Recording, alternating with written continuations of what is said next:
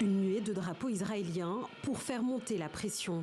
À Tel Aviv, ces manifestants demandent au gouvernement de Benyamin Netanyahou d'accepter l'accord sur le cessez-le-feu à Gaza pour la libération des otages.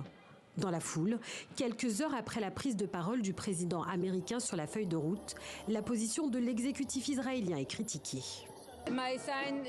Ma pancarte dit que le président Biden se soucie davantage de nos otages que Netanyahou et son gouvernement. Netanyahou ne se préoccupe que de sa survie politique.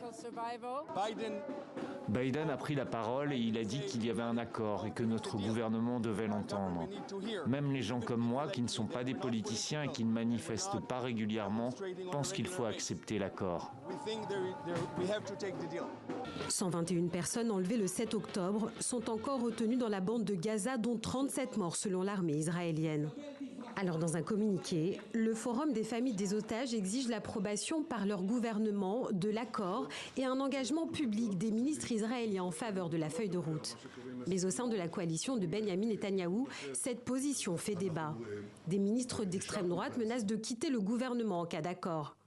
Alors de leur côté, Washington, Doha et Le Caire incitent les parties prenantes à valider le projet pour un arrêt des combats. Le Qatar, les États-Unis et l'Égypte appellent conjointement le Hamas et Israël à finaliser l'accord sur la base des principes énoncés par le président Joe Biden, qui regroupe les exigences de toutes les parties. En attendant, l'armée israélienne poursuit son offensive.